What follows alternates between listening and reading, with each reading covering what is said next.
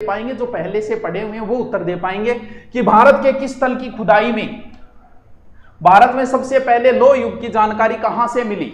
नहीं बताता मेरी गोली। चलो ये क्वेश्चन है अंतरजी खेड़ा, यूपी में पड़ता है अंतरजी खेड़ा। ये रट लेना, बहुत अच्छा क्वेश्चन है। ये जो क्वेश्चन आपकी स्क्रीन के ऊपर है ये बहुत अच्छा क्वेश्चन है। तमसो मां ज्योति गमय, ये छठी क्लास में जब हमारे सब छठी क्लास में आती है सबसे पहले हमारा सामना इंग्लिश से। आजकल ये बच्चों का इंग्लिश से सामना पहली क्लास में हो जाता है, लेकिन हम उस दौर से गुजरे हैं जब छठी क्लास में हमारा सामना होता था पहली बार इंग्लिश से और संस्कृत से। तो उसमें सबसे पहले यही होता था तमसो मां ज्योति गमय, यानी अंधकार से प्रकाश की ओर ले जाना। वो तमसो मां ज्योति गमय, ये बात कहां से ली गई है? तमसो मां ज्योति गमय, बताइए। मुझे पता है इसका उत्तर नहीं बता पाएंगे बहुत सारे बच्चे, इसलिए माफ दिया है। बृहदारण्य उपनिषद।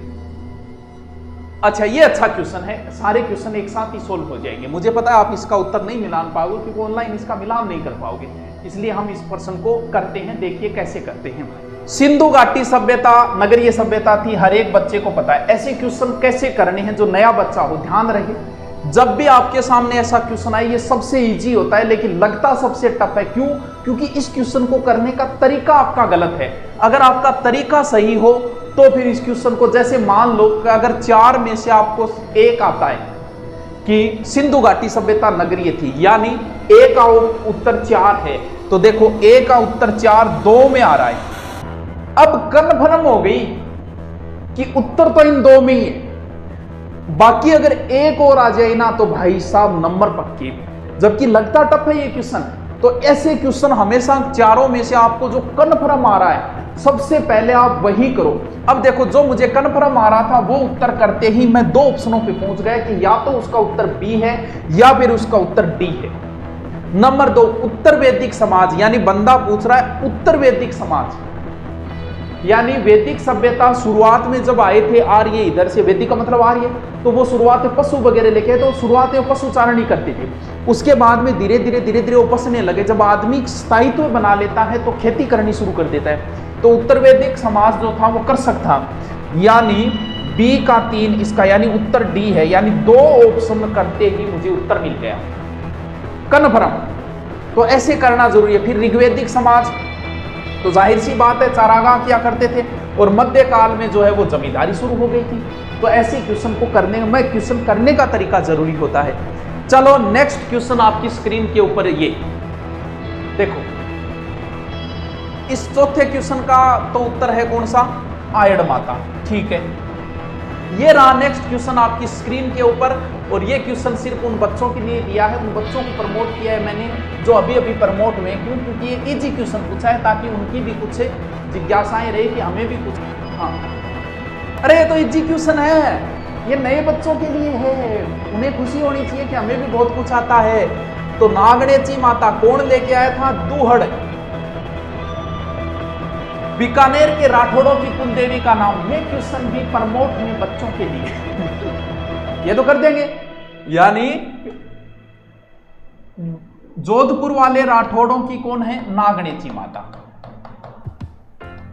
और बीकानेर वाले राठौड़ों किसको मानते हैं? करणी माता को। नेक्स्ट क्वेश्चन, भाटी शासकों की कुल देवी। बिल्कुल आराम से उत्तर बताइए इसका। ये थोड़ा सा ठीक है, बाकी ऐसे ही क्वेश्चन आएंगे, कुल देवियों की चिंता करने की जरूरत नहीं है। देखिए माता का नाम क्या है? कितने नंबर क्वेश्चन है? 7 नंबर। स्वांगिया माता। ये जैसलमेर में भाटियों की कुल देवी। क्यों? क्योंकि भगवान कृष्ण से संबंध कौन जोड़ते हैं? राजस्थान में अपने भाटी जोड़ते हैं भगवान कृष्ण से संबंध। तो चारण जाति के लोग अपनी कुलदेवी के रूप में पूछते हैं, वो भी प्रमोट हो गया करते हैं। हाँ, किस देवी के मंदिर में ज्योति में केसर टपकती है? माता का है, केसर है। बताइए, इजी क्वेश्चन है, इजी क्वेश्चन है, बहुत इजी क्वेश्चन है, जल्दी से बताइए। अरे उत्तर बताओ जल्दी से। आई माता, बिलाड़ा जोधपुर। बचपन का नाम था जीजीबाई। इजी क्वेश्चन है, मुझे पता है, सब कर देंगे।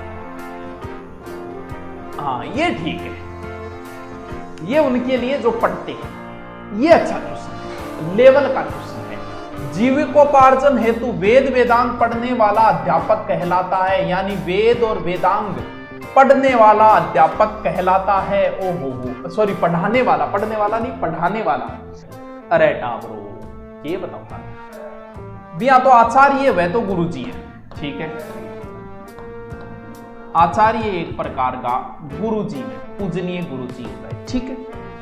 फिर आता है उपाध्याय। वेदों को अध्ययन कराने वाले को उपाध्याय बोलते हैं, यानी वेदों के अध्ययन कराने वाले गुरुजी शिक्षक को बोला जाता है उपाध्याय।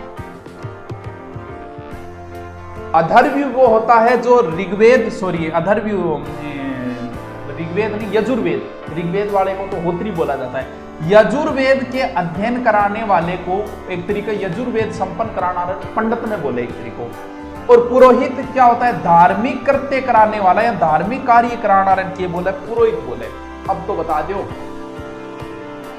हाँ उपाध्याय, क्या बात है तावरो, क्या ना को लागो। अधर्मी तो होता है जैसे ऋग्वेद की ऋचाएं पढ़ने वाले को होत्री कहा जाता है, उसी प्रकार यजुर्वेद के पढ़ने वाले को अधर्व्यू कहा जाता है। ये तो हो ही नहीं सकता, फिक्स ही कटेगा उत्तर।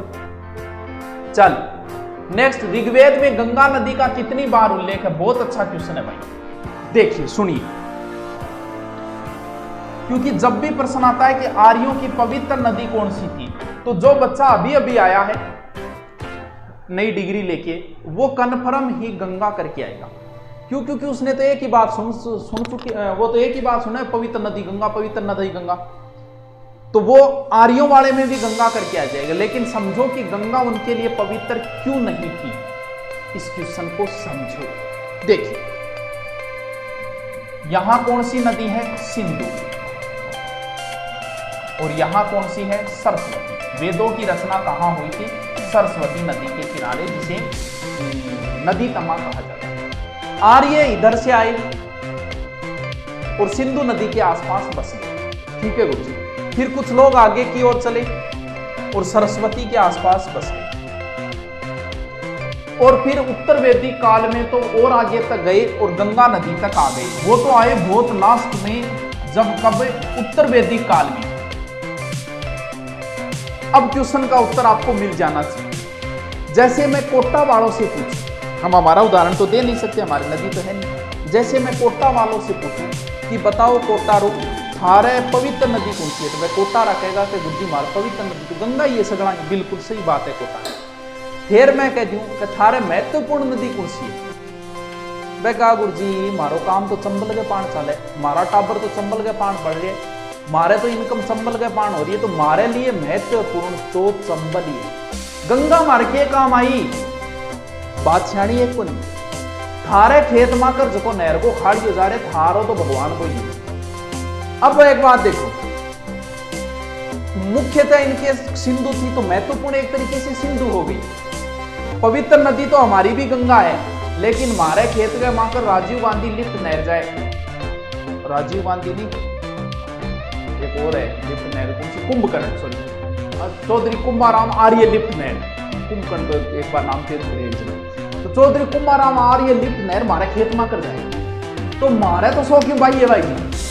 गंगा नदी के काम आई तो ठीक है, पवित्र है, लेकिन मेरे लिए महत्वपूर्ण है चौधरी कुंभाराम आर्य लिफ्ट नहर खेत में काम बिंग पान चल रहे हैं, टाबर बिंग पान पड़ रहे हैं। तो वही बात है, पवित्र नदी तो सरस्वती है, लेकिन वैसे महत्वपूर्ण देखे तो कौन सी नदी है? सिंधु नदी है। ऋग्वेद में वैसे 40 नदियों का जिक्र है, 10वें मंडल में 42 नदियों का जिक्र है, गिनाई गई कितनी है? 19। नदी सूक्त है 10वें मंडल में, उसमें 21 नदियों का जिक्र है नदी सूक्त में, जिसमें प्रथम नदी गंगा है, अंतिम नदी गोमती है।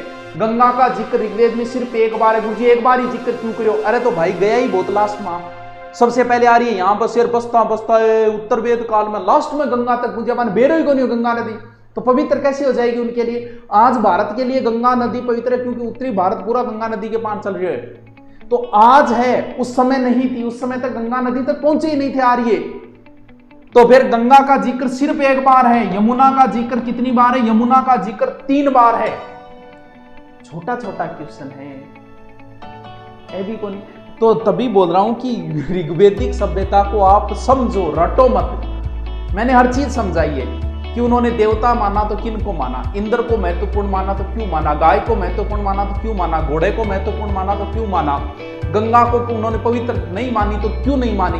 हर चीज की अगर आप तथ्य समझो, क्योंकि ये तथ्य किताब में नहीं मिलते, इन्हें समझाना पड़ता है। तो वैदिक सभ्यता बहुत इजी है, लेकिन अगर आप कंसेप्ट को समझ लो तो इजी है।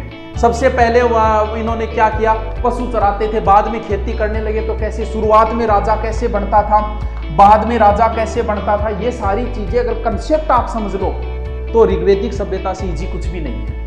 लेकिन कभी फुर्सत में पढ़ाएंगे। अभी साथ में मैंने बता दिया कि इस तरीके से इनको तैयार करना है।